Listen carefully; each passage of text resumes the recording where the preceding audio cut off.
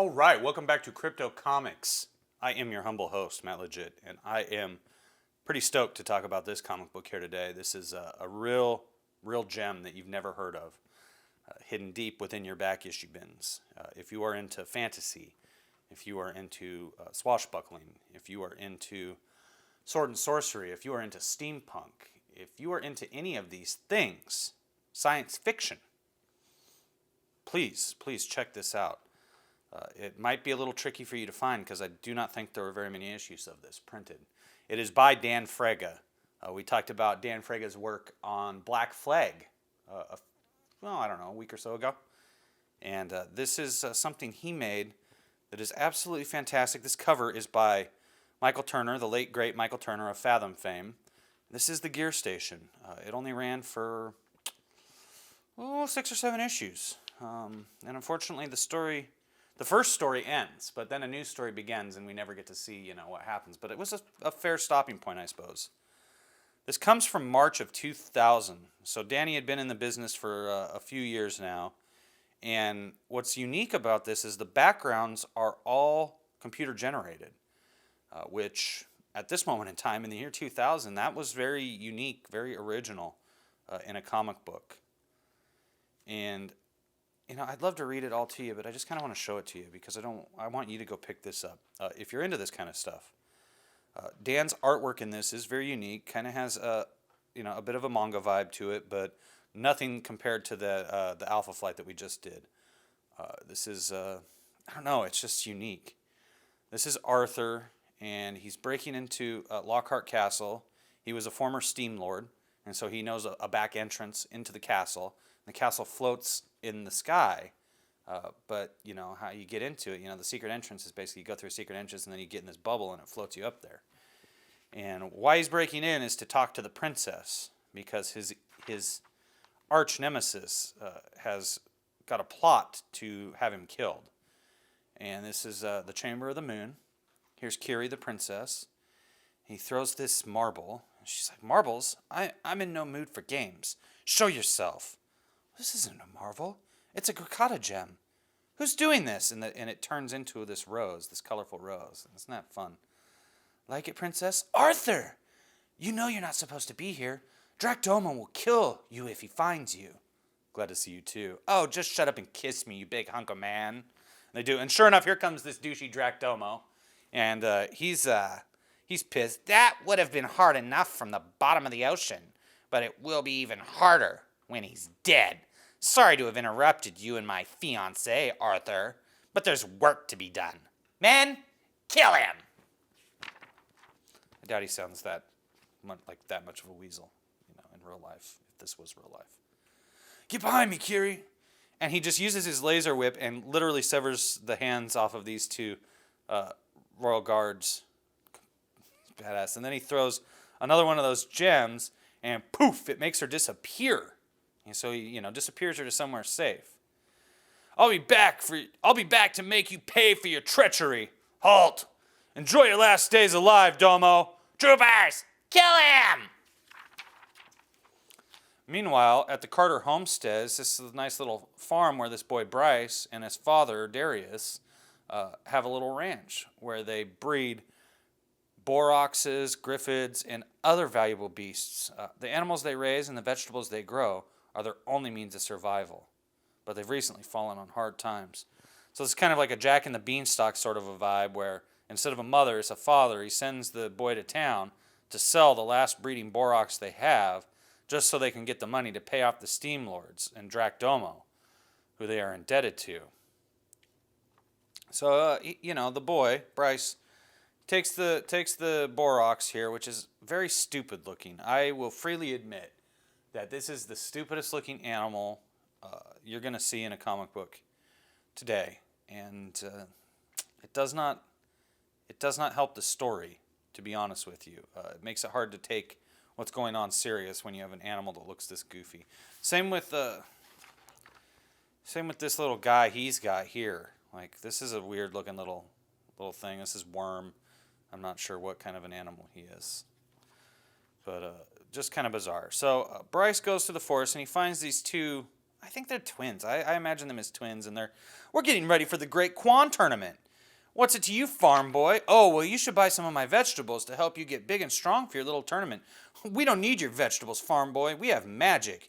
Yeah, want to see how powerful our moves are? Hee-yah! He does a kick. Yeah, they better buy something after this. So what'd you think, farm boy? I think you're both nuts. Whatever. You're just jealous that I'm going to win. If you say so. Anyway, if you're not buying, I need to get going. Later, farm boy. Stop talking and start fighting, brother. At the Tankai complex, it was a beautiful place before the Arcadian Wars, but now it's just a shadow of its former glory. The former Steam Lord Taskmaster and Master Wizard Yoshi is here with his liege, Darwin, to see if anything is salvageable. Retired for many years, Yoshi will soon find himself forced to return to his old ways. Are the whispers in the trees true, Master? Yes, young one, to a certain extent. The Dominion of Souls has heard rumors of the lost gears. I need to go discern whether or not they are true. This is Darwin, this sexy fairy chick. I'll explain in a few. If they are, this land will see a war unlike any it has ever witnessed. It will make the Arcadian Wars look like a child's game. Is there anything you need me to do while you're away, Master? Watch the shop and tend my garden. Pay special attention to my Truda lilies. Be safe, Master. I'll take care of everything while you're away. I know you will, young one. So he gets in this contraption here. It's like a bicycle, but with wings, and he pedals and it flies away, and it's obviously operated on steam somehow, it looks like. He's the only human she trusts. She feels her debt to him will never be repaid. Gear Station Preview. You're going to want to pick up the Gear Station Preview. Also, this is where she is basically assaulted by criminals who attempt to rape her, and they tear her wings off. And Yoshi saves her life and gives her magic that grow her wings back. It's actually really, really neat little story, and that's in the Gear Station Preview. I think it came with an issue of Wizard. I'm not positive, though. She will spend the rest of her days trying to repay that debt. Come on, girl. Hopefully we'll have more luck here. Borax for sale. She's a healthy breeder, sir. A bargain at only 200 trackins. No thanks. Look out! Out of the way, kid! There's some seriously pissed off rust troopers on my tail. So there we got our buddy Arthur running. Bumps into Bryce. Go after the traitor. We'll deal with the child. Child? What did he tell you, boy? Just to get out of his way. Shouldn't lie to a Steam Lord. Let me see your Dominion citizenry identification. But he didn't tell me anything. Oh, Bryce Carter. You owe us way too much to be helping a fugitive. I guess I'll have to teach you a lesson. We're taking your borax and vegetables, but your debt remains the same. You can't do that. You really shouldn't talk back. Bam! He gets a wallop on him. I pray your farm's still there when you get home. Freaking right away on their little hover motorcycle thing. Meanwhile, back at the palace. My sincerest of apologies, my lord. But my men are still looking for the scoundrel. I have no excuse for letting him escape us. I still cannot believe that Arthur would do these things. I treated him like my own son, Dracdomo. I know it's hard to accept, sire, but it only shows just how evil Arthur truly is. Any man that would betray your trust and take your daughter like that does not deserve to live. I know. I'm just so worried about Kiri. Don't be. We will rescue your daughter and bring the traitor to justice. I expect no less, Dracdomo. I will not allow anyone to harm my daughter or ruin my kingdom. I agree, and I'll make him pay for his crimes. Then assemble your rust troopers and get to work. If Arthur truly is responsible for this, I want his head on a stick. And that's exactly what I will bring you, sire. Little turd. Total little worm tongue. Hee. Boy no look too happy. Boy have bad day. Egram cheer boy up, he will. Egram give boy bean. I'm in no mood for you, troll. Ah, Egram hurt. Boy no want Egram's gift. Really, troll, I'm not in the mood. Ah, but boy should know. Bean is magic. Oh, okay, I'll take it. Can I go now? Humph. Boy very welcome. Boy better remember. Use bean wisely. Yeah, boy will make sure he does. Boy not know magic comes not from bean. Magic come from within. Boy have more magic in him than Egram ever seen. So, Dad, okay, it's like this. There was this thief and steam lords and, man, he's gonna kill me. Wait, something's not right. Is that smoke? No! Dad! And this entire place is demolished, right? What the heck happened to the ranch? No. Dad, where are you? Bryce, here. Dad, what happened? Rust troopers came, destroyed everything. What did you do? Dad, I'm so sorry. I didn't do anything. It's not your fault. I know. What did you do? Take hidden stash and save yourself. That's a lot of going on in this comic. No, you're not dying on me. A troll gave me this magic bean. Maybe it can help. No magic will help him now, Bryce. But if you want to live, come with me. It would have been better if it was Arnold dressed as the Terminator and he would, come with me if you want to live.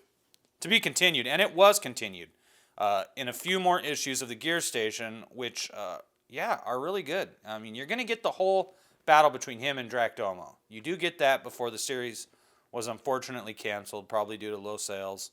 The comic revolution was over by the time this came out in 2000, unfortunately. I didn't find this until, 2010? 2012? Somewhere in there. I came upon this at random, and I saw that it was by Dan Fraga, and I said, oh, this looks different. This looks original and unique. This isn't something you normally see in a comic book. So I picked one up, and I was just like, wow, this is really different. And so I went and got the rest of them, and I was pleasantly surprised. I wish it would have continued on because it was good. I did talk to Dan Fraga about it directly, and he said that the whole goal with the Gear Stations, not to give anything away. Spoiler alert. They find this. They find these gears, and it opens a door to a different universe, and so they're able to hop into another universe where you have a different type of world. But you continue with the same group of characters, the same cast of characters, and they go to a different, galaxy, I guess you would say, or maybe just a different solar system, whatever you want to say, different universe, however you want to define it, and they get into a whole new adventure. And that was kind of the premise that Dan had, was they'd be able to go to these different unique worlds and have battles, and it'd be a lot of fun, and it would be a lot of fun. The Gear Station. I'm going to read this. This is from March 6th. 2000. Dan Fraga, March 6th, 2000. Labor of love. Man, that's a cliche every artist seems to throw down whenever he comes out with a new project. But it's true. Gear Station is straight from my heart. It's got elements of all those great things that influenced and shaped me as a kid and as an adult. I grew up watching old kung fu films, reading fantasy stories, and all sorts of comics, pumping quarters into Street Fighter and other games, seeing movies like Star Wars and that cool Ralph Bakshi, Lord of the Rings. All those things I loved growing up shaped me, made me who I am now. I always thought it would be totally cool to have all those things I loved growing up together in one place. And I know I'm not alone. Guys like Joe Madureira. God, I hate saying his name. Joe Madureira? Joey Mads, that's what I like to call him. And I know I'm not alone. Guys like Joey Mads, Pat Lee, Mike Waringo paved the way for me to do this book by proving that other people will buy fantasy comics and comics with a real animated style. I hope that I can build off of what they did and take it to the next level. That's what Gear Station is supposed to be. It's a sci-fi fantasy kung fu world where all these different ideas and peoples collide. I've been working on this story for years, pouring my heart and soul into the book and hoping to convey that coolness I felt as a kid into my own project. But I never wanted to just riff on the classics or swipe and steal from those things we all loved when we were younger. I wanted to create something new, something from my heart that could hopefully affect people like those movies and books inspired me. Gear Station is technically different than any other book on the market. The backgrounds are 100% CGI. The characters and action are all hand-drawn, and then I merge the two and play with them all on the computer, and keep playing and tweaking and making the two layers into one new image. T2 rocked because of all the elements in it, not just because of that ultra-cool new morphing effects Cameron created for the T1000. It's important to me that Gear Station has a look all its own, because it's got a story all its own. All the CG stuff is here to set the book apart, but I hoped you picked it up as much for the story and characters as you did for the effects. It was my ultimate goal to be able to put all that I love into one comic book. The first issue was the culmination of that goal, but we've still got a long road to travel. I've got the story planned out for the next 2 years, and there's a lot more I want to do when that's done, so we've got a lot of ground to cover. I hope you're as excited to journey down the road as I am, and I'll see you back here in 6 weeks. Oh, almost forgot. We're having a Name the Letter column. Okay, yep, another contest. Here he kind of just lists people that, really helped him on the path to making this unique comic book. Here you get to see a few of the variant covers. They're all very beautiful, all very unique. This one's by Alex Ross. This is Pat Lee's art. It's great. Little plug for Fathom in there, sure. Nothing wrong with that. Eve Protomecha. I'm trying to find this one too. I might have to get this through mycomicshop.com. This is another unique comic that just looks like something I would dig. Has that manga sort of vibe to it, and I like that. It doesn't look like something that I have to get caught up in the drama of. It just looks like something I can pick up and enjoy a few issues of. Shock Rockets. I don't know that. New reader friendly? Were the other issues weren't reader friendly? Maybe, I don't know. Oh, it's by Kurt Busiek. Okay, well, I'm gonna resist that one. Countdown to 100. Oh my gosh, Spawn number 100. Man, we are going way back. Issue 98 came out in May 2000, so June 2000 was when issue number 100 of Spawn was released. How about that? You didn't know that. The Return of the Neon Dragons in Dark Minds number 4. For a lot of people, that might be fun. Echo number 3 is kind of different, but I don't think that it's going to do anything for me. And that's okay. It doesn't have to. Lady Pendragon's definitely not going to do anything for me. Mark Waid's Empire. Boy, that sure does look fun, doesn't it? Is it fun? We don't know. Looks like it could be, though. I might be willing to pick that up for 50 cents and check it out. I always enjoy a good sci-fi story. Oh, there's Gear Station number 2, one of the covers for it. So, yeah, this is the Gear Station by Dan Fraga, and it's very different, very original, very unique. If you grew up in the 80s or you grew up in the 90s watching movies from the 80s, then you're definitely going to want to check this out. Maybe if you're a young person watching this and you are a little different than the other kids at your school, this might appeal to you too. It certainly is original. If there's one thing I can say about the Gear Station, it's original. I will freely admit that some of these backgrounds don't necessarily hold up to time. Dan was definitely experimenting with shots like this, and I think it's cool. It could certainly be improved upon today. So if you pick it up, just kind of remember that. At this time in the year 2000, this was cutting edge. This was state-of-the-art stuff. This is totally CG background. These trees are not real. These trees are not hand-drawn. This barn is not hand-drawn. None of it is. So it adds a very different vibe to it. And I would think today with Photoshop, these images could be merged even more. And it'd be exciting to see what Dan could do if he was to go back to this. But unfortunately, the sales were not what are required to keep a comic going, and so it was canceled. Damn shame, because it's worth picking up the 6 or 7, 8 issues that are out there. Don't forget to pick up the Gear Station preview book too, because that's going to tell you the story of Darwin, who is an interesting character all on her own. And I recommend it here on Crypto Comics.